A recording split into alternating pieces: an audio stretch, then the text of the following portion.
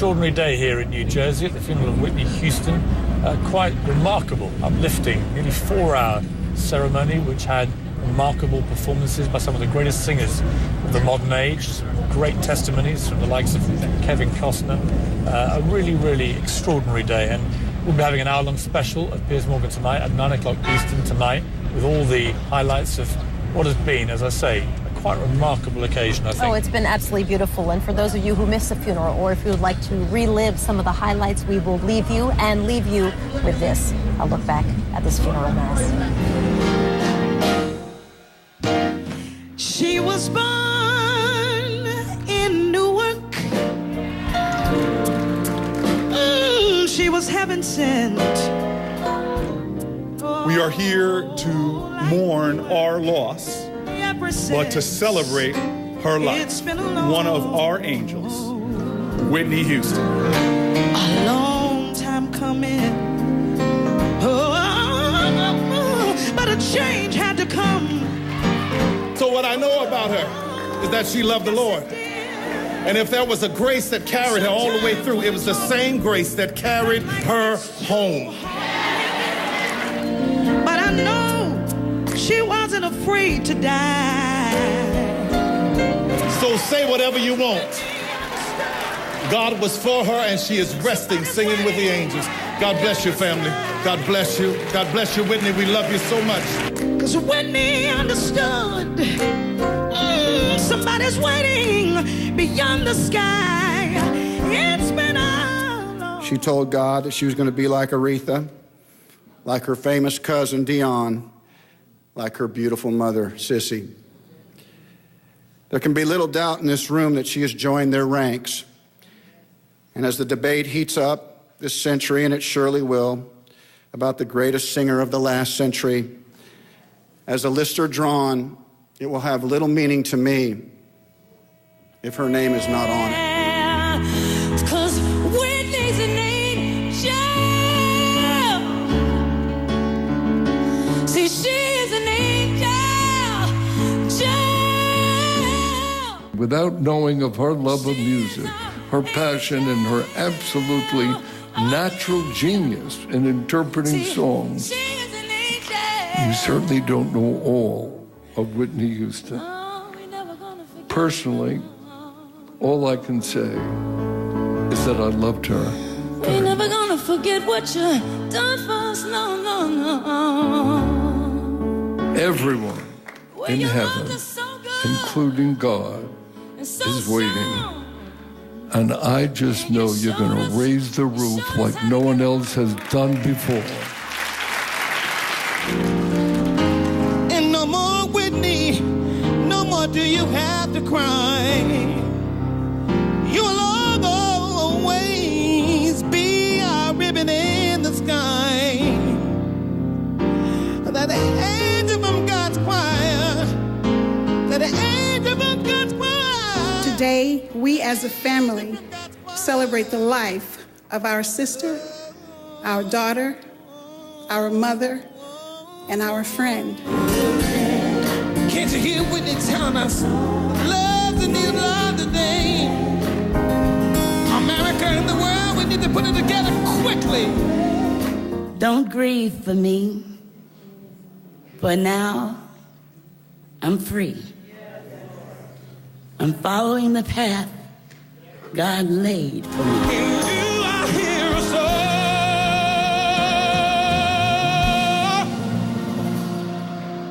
I look to you. God wanted me now. He set me free. Jesus loves me, for the Bible tells me so. I love you, Whitney.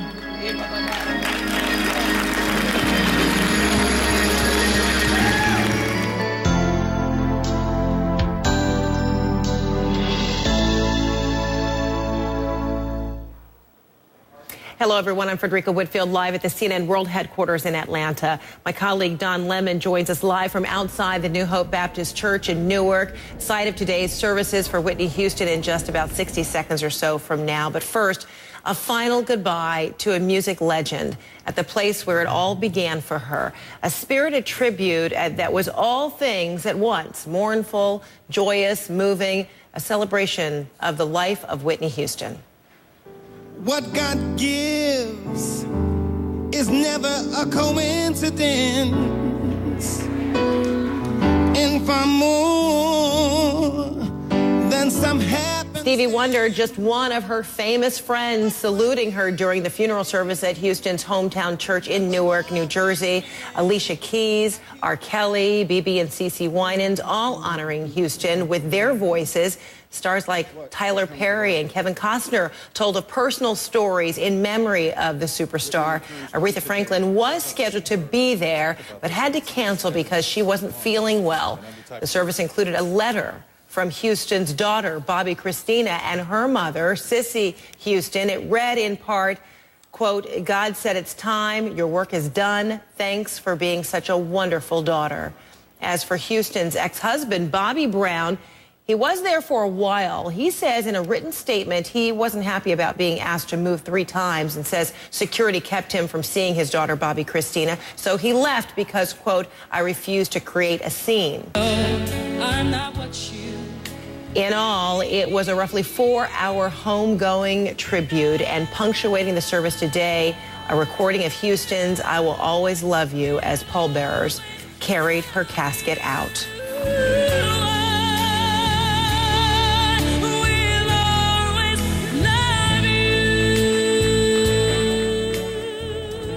The pastor who gave Houston's eulogy told her mother that she took the world to church today by having her daughter's service at home in Newark. It was indeed a celebration of life, a private ceremony shared with the public. Our own Don Lemon has been at the church all day today. And Don, this was very personal, and those who spoke or even sang really did pour their hearts out today, didn't they?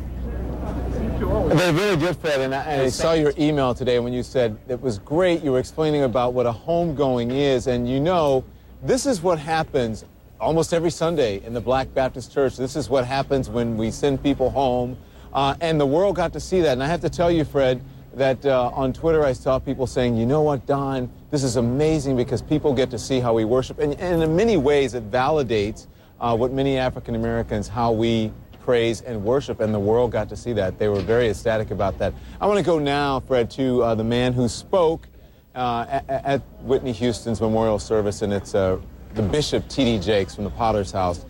Bishop, it was an amazing service, and I have to be honest with you, it renewed my faith, and I think it renewed a lot of people's faith around the country, and that is definitely something worth saying and worth knowing about. You know, it was an amazing service, very powerful, very spirited, and because of the influence and the magnitude of who Whitney Houston was, people who normally would not watch a service were able to watch it, be impacted, be inspired, and be renewed. And I really think that the church shines at its best when people are often at their worst, because it is then that we really fulfill the idea that we are a hospital for the hurting souls of humanity, and I think that's what we saw today. Imagine, Bishop, out of all of this, when everyone says, what is the good in all of this? What good can come of this? Imagine if the good is that more people, because of this church service, because of Whitney Houston, because of Cissy Houston, if more people came to God or came to faith because of today, seeing this globally. Well, you know, that may be the end result of it. As the Winans sung, you know, a lot of us count on tomorrow. It is a tomorrow that is not promised to us. Whenever we see somebody die prematurely, it drives home the fact that we don't know the day nor the hour in which any of us, for any reason, could find ourselves in similar straits. And it was a good reflection. I think it made you want to hold the people you love a little bit more closely. It made you reevaluate your priorities and where is God in your life and how important is He in your life. And maybe some of us who are really, really blessed need to take more time to give thanks to God and put our priorities, as Pastor Winan said, into their proper perspective. And you took the words right out of my mouth. I was going to say in a live shot before that wherever your loved ones are, call them if they're not with you or hug them, because you never know when the time is going to come. So, Bishop, sitting there and watching, Tyler Perry really become a preacher and watching Kevin Costner become a preacher, these aren't venues that we're used to seeing those people in, and I think they rose to the occasion, which shows a lot of people around the world about versatility and about being able to be your best when you're called to be your best. I think it goes even a step deeper than that. It speaks to the fact that many, many people that we don't see in church settings all the time have got spiritual roots that are underestimated. I wasn't surprised. I thought Kevin Costner was just absolutely amazing as an orator. I mean, most actors don't orate that well independent of having scripted lines, and yet he wrote and spoke so eloquently in an unusual situation. But as he began to inform us that it wasn't unusual for him, that like Whitney Houston, he grew up in church. And Tyler Perry, likewise. I mean, he has maintained his relationships with the church throughout the process. So, though he was amazing, he did not surprise me. I'm well aware that he looks to God. I think we're living in a time now that everybody needs to take a deeper look into God and into faith and really consider making a real commitment to Christ, because these are turbulent times that all of us face, whether you're the haves or the have-nots for one reason or another. Life puts you in situations that human hands can't help you. Yeah.